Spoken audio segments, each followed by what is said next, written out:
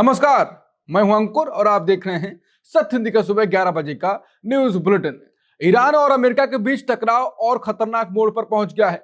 अमेरिकी हमलों के ईरान ने जवाब दिया है और सैन्य ठिकानों को निशाना बनाया। वहीं ट्रंप ने फिर भारत पाकिस्तान युद्ध को लेकर बड़ा दावा किया। इसके अलावा अखिलेश यादव ने राम मंदिर में चोरी पर बीजेपी को घेरा और एसआईआर के कारण नागरिकता पर संकट और गहराता दिखाई दे रहा है।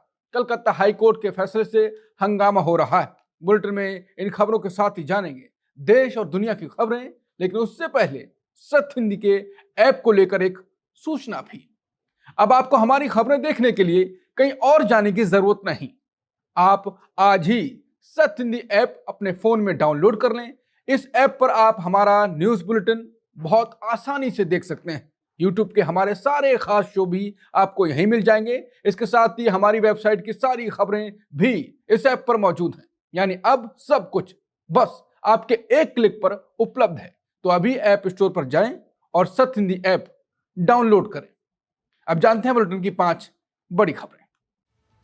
अमेरिकी हमलों के बाद ईरान का पलटवार, कुवैत बहरीन में सैन्य ठिकानों पर हमला।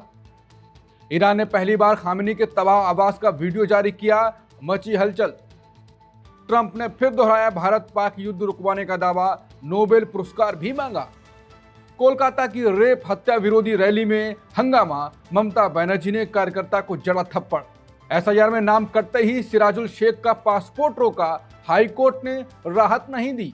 अब शुरुआत करते हैं अमेरिकी हमले पर ईरान के पलटवार से। अमेरिका के हमलों के जवाब में ईरान ने कुवैत और बहरीन में अमेरिकी सैन्य ठिकानों पर हमला किया। दावा है कि ड्रोन और मिसाइलों से संयुक्त हमला किया गया। कुवैत के कैंप अरफजान और अली अल सलेम एयरबेस को निशाना बनाया गया। बहरीन के शेख ईसा एयरबेस और जुफैर इलाके पर भी हमला हुआ। जुफैर में अमेरिकी नौसेना का बड़ा अड्डा मौजूद है। ईरान का कहना है ये कार्रवाई अमेरिकी हमलों के जवाब में की गई है। इससे पहले अमेरिका ने ईरान के तटीय इलाकों में कई सैन्य ठिकानों पर हमले किए थे। अमेरिकी सेना ने 90 सैन्य ठिकानों को निशाना बनाने का दावा किया है। हालांकि रेलवे पुल पर हमले की पुष्टि नहीं की गई। हमलों के बाद कुवैत और बहरीन में सायरन बजने लगे। कुवैत की सेना ने कहा कि उसकी वायु रक्षा प्रणाली सक्रिय कर दी गई है। ईरान ने चेतावनी दी है कि अगर अमेरिका फिर हमला करेगा तो क्षेत्र के दूसरे अमेरिकी ठिकाने भी निशाने पर होंगे। ईरान के अहवाज में अमेरिकी हमले में 3 लोगों की मौत हुई। ईरान के अहवाज शहर के बाहरी इलाके में बड़ा हमला हुआ। कई अन्य लोगों के घायल होने की भी खबर है। ईरान का दावा है कि हमला अमेरिका और इजराइल ने किया। यह हमला गुरुवार तड़के हुआ बताया गया। खुजकिस्तान प्रांत के उप गवर्नर ने घटना की पुष्टि की। उन्होंने कहा कि राहत और बचाव का काम जारी है। घायलों को अस्पताल पहुंचाया जा रहा है। फिलहाल नुकसान का पूरा आकलन नहीं हो सका। ईरान ने पहली बार आयतुल्ला अली खामेनी के आवास का वीडियो जारी किया है। ये वीडियो अमेरिका और इजराइल के हमलों के बाद का बताया गया है। वीडियो में पूरा परिसर बुरी तरह तबाह दिखाई देता है। कई इमारतें मलबे में बदल चुकी हैं। ईरान के सरकारी मीडिया ने यह वीडियो जारी किया। रिपोर्ट के मुताबिक ये वही जगह थी जहां खामेनी जनता को संबोधित करते थे। दावा है कि 28 फरवरी के हमले में आयतुल्ला अली खामेनी की हत्या हुई थी। इस हमले में उनके परिवार के कई सदस्य भी मारे गए थे। इसमें उनकी 14 महीने की पोती भी शामिल बताई गई। वीडियो सामने आने के बाद पश्चिमी एशिया में तनाव को लेकर चर्चा फिर तेज हुई। ट्रंप ने फिर पीएम मोदी की दुखती रग पर हाथ रख दिया। उन्होंने फिर दावा किया है कि उन्होंने भारत पाकिस्तान युद्ध रुकवाया था। उन्होंने कहा कि उन्हें नोबेल शांति पुरस्कार मिलना चाहिए। ट्रंप के मुताबिक भारत और पाकिस्तान के बीच युद्ध तेज हो गया था। उन्होंने दावा किया कि उस दौरान 11 विमान गिराए गए थे। ट्रंप ने कहा कि हालात बेहद खतरनाक हो चुके थे। उन्होंने यह भी दावा किया कि पाकिस्तान के प्रधानमंत्री ने उनका धन्यवाद किया। ट्रंप के मुताबिक पाकिस्तान के प्रधानमंत्री ने कहा कि उन्होंने 3 से 5 करोड़ लोगों की जान बचाई। ट्रंप ने कहा कि उन्होंने शांति स्थापित करने में बड़ी भूमिका निभाई। हालांकि भारत पहले भी कई बार कह चुका है कि भारत पाकिस्तान के मुद्दे द्विपक्षीय हैं। भारत ने युद्ध विराम में किसी तीसरे देश की मध्यस्थता की बात स्वीकार नहीं की, लेकिन ट्रंप बार बार इस दावे को दोहराकर मोदी सरकार को फंसाते रहे हैं।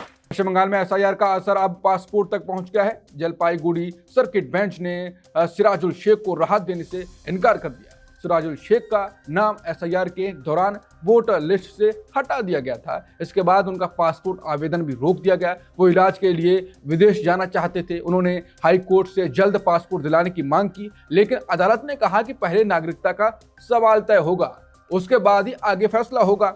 अदालत ने यह भी माना कि उनकी अपील अभी लंबित है, इसलिए अपीलीय ट्रिब्यूनल से जल्द सुनवाई करने को कहा गया।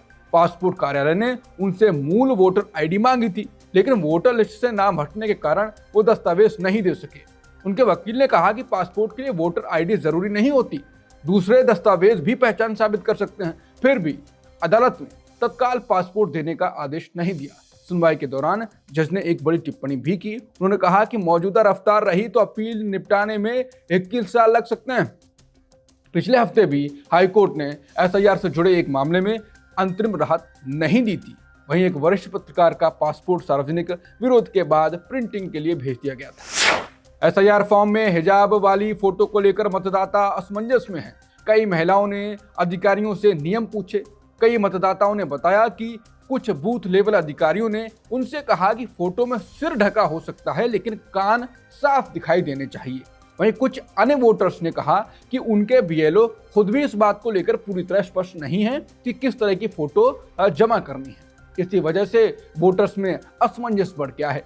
कई महिलाएं बिना हिजाब वाली फोटो दे रही हैं, कुछ हिजाब के साथ कान दिखाकर फोटो लगा रही हैं, जबकि कुछ पूरी तरह हिजाब वाली फोटो जमा कर रही हैं। अधिकारियों का कहना है कि अभी अलग अलग तरह की तस्वीरें आ रही हैं, उनका ध्यान सिर्फ फोटो साफ होने पर है। एक चुनाव अधिकारी ने कहा कि कान दिखने वाली फोटो पर्याप्त होगी। वहीं दूसरे अधिकारी ने कहा इस पर कोई स्पष्ट आदेश नहीं मिला है, निर्देश नहीं मिला है। जिला निर्वाचन अधिकारी आरवी कर्णन ने भी स्थिति साफ की। उन्होंने कहा कि फोटो में चेहरा साफ दिखना सबसे जरूरी है। अगर चेहरा स्पष्ट है तो फोटो में कोई दिक्कत नहीं होगी। बुलेटिन में खबरें अभी और भी हैं, आगे देखिए। रैली में हंगामा, ममता बनर्जी ने समर्थक को जड़ा थप्पड़। चंपतरा एफआईआर पर वकीलों की चेतावनी, आंदोलन की तैयारी। दिल्ली समेत कई राज्यों में भारी बारिश, ऑरेंज अलर्ट जारी।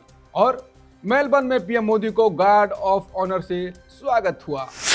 कोलकाता की रैली में ममता बनर्जी ने अपने ही कार्यकर्ता को थप्पड़ मार दिया। यह प्रदर्शन 11 साल की बच्ची से रेप और हत्या के विरोध में था। रैली के दौरान बीजेपी और टीएमसी कार्यकर्ता आमने सामने आ गए। जुलूस के दौरान चोर चोर के नारे लगाए गए। दोनों पक्षों में धक्का मुक्की और नारेबाजी शुरू हो गई। हालात संभालने के लिए पुलिस को लाठीचार्ज करना पड़ा। इस बीच कुछ लोगों ने टीएमसी कार्यकर्ताओं पर अंडे भी फेंके। रैली जब ममता बनर्जी के घर के पास पहुंची तो भारी भीड़ जमा हो गई। ममता ने भीड़ को नियंत्रित करने की कोशिश की, लेकिन जैसे जैसे हंगामा बढ़ा उन्होंने अपना आपा खो दिया और सबके सामने एक पार्टी कार्यकर्ता को थप्पड़ मार दिया। उन्होंने कुछ अन्य लोगों को भी पीछे धकेला। इस घटना पर प्रतिक्रिया देते हुए केंद्रीय मंत्री सुकांत मजूमदार ने कहा कि सत्ता से बेदखल होने के बाद ममता बनर्जी मानसिक रूप से भ्रमित हो गई हैं। ममता ने आरोप लगाया कि बीजेपी ने जानबूझकर रैली में हंगामा कराया। उन्होंने ये भी कहा कि पुलिस मूक दर्शक बनी रही। वहीं बीजेपी ने सभी आरोप खारिज कर दिए।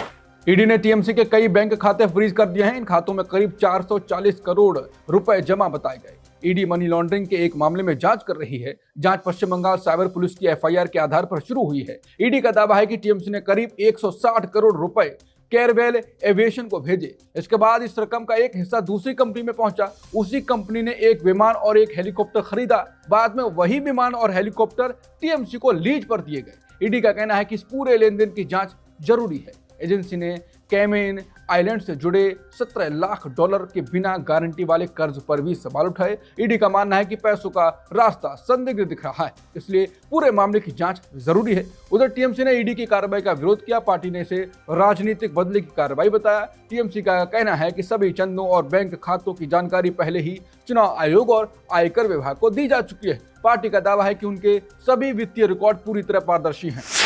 अखिलेश यादव ने राम मंदिर चढ़ावा विवाद पर बीजेपी पर निशाना साधा। उन्होंने कहा कि राम मंदिर की मर्यादा को स्वार्थ के लिए तोड़ा गया। अखिलेश ने कहा कि सनातन धर्म में चढ़ावे की चोरी सबसे बड़ा पाप है। उन्होंने कहा कि इससे करोड़ों श्रद्धालुओं की भावनाएं आहत हुई हैं। अखिलेश के मुताबिक इस विवाद से देश की छवि भी खराब हुई। उन्होंने कहा कि इससे निवेश पर भी असर पड़ सकता है। अखिलेश ने सरकार पर दोहरे रवैये का आरोप लगाया। उन्होंने कहा कि विपक्ष पर तुरंत एफआईआर दर्ज होती है, लेकिन विपक्ष की शिकायतों पर कार्रवाई नहीं होती। उन्होंने मंदिर परिसर में काम करने वालों पर भी सवाल उठाए। अखिलेश ने दावा किया कि अगर सभी के कॉल रिकॉर्ड निकाले जाएं तो ज्यादातर लोगों का संबंध बीजेपी से निकलेगा। उन्होंने कहा इसी वजह से बीजेपी के अंदर घबराहट बढ़ गई है। एफआईआर नहीं होने पर अयोध्या बार एसोसिएशन ने पुलिस को चेतावनी दी। वकीलों ने 3 दिन का समय दिया है। उन्होंने कहा कि इसके बाद थाने जाकर एफआईआर की कॉपी लेंगे। अगर एफआईआर दर्ज नहीं मिली तो आंदोलन शुरू होगा। वकीलों ने उग्र प्रदर्शन की भी चेतावनी दी। उनका कहना है कि दी गई तहरीर पर कार्रवाई नहीं हुई। इस तहरीर में चंपत राय और अनिल मिश्रा को नामजद किया गया था, लेकिन अब तक अयोध्या पुलिस ने एफआईआर दर्ज नहीं की है। इसी बात को लेकर वकीलों में नाराजगी बढ़ गई है। दिल्ली में गुरुवार सुबह से तेज बारिश हो रही है। इससे लोगों को उमस भरी गर्मी से राहत तो मिली, लेकिन कई इलाकों में जल भराव भी हो गया। नई दिल्ली रेलवे स्टेशन और मुनिरका में पानी भर गया। मौसम विभाग ने दिल्ली के लिए ऑरेंज अलर्ट जारी किया। पूरे दिन भारी बारिश की संभावना जताई गई। मौसम विभाग के मुताबिक दिल्ली, हरियाणा और चंडीगढ़ में बारिश जारी रह सकती है। पश्चिम उत्तर प्रदेश में भी 10 जुलाई तक अच्छी बारिश के आसार हैं। वहीं पूर्वी उत्तर प्रदेश में 13 जुलाई तक बारिश का दौर चलेगा। पूर्वी राजस्थान में भी आज तेज बारिश की संभावना है। उधर केंद्रीय गृह मंत्री अमित शाह ने कई राज्यों के मुख्यमंत्रियों से बात की। उन्होंने केरल, महाराष्ट्र, गुजरात और जम्मू कश्मीर के हालात की जानकारी दी। केंद्र की ओर से हर संभव मदद का भरोसा भी दिया गया। लगातार हो रही बारिश के कारण कई राज्यों में जनजीवन प्रभावित हुआ है। मेलबर्न में प्रधानमंत्री मोदी का गार्ड ऑफ ऑनर से स्वागत हुआ। यह समारोह विक्टोरिया के गवर्नमेंट हाउस में आयोजित हुआ। यह विक्टोरिया की गवर्नर मार्गरेट गार्डनर का आधिकारिक निवास है। प्रधानमंत्री मोदी ने गार्ड ऑफ ऑनर का निरीक्षण भी किया। इस दौरान दोनों देशों के अधिकारी मौजूद रहे। प्रधानमंत्री मोदी अपने ऑस्ट्रेलिया दौरे के दौरान कई अहम कार्यक्रमों में हिस्सा लेंगे। दोनों देशों के बीच व्यापार, निवेश और रणनीतिक सहयोग पर भी चर्चा होने की उम्मीद है। सुबह 11 बजे के बुलेटिन में इतना ही। बाकी खबरों के लिए बने रहिए सत्य हिंदी के साथ। दोपहर 2 बजे मिलते हैं नई खबरों के साथ। नमस्कार।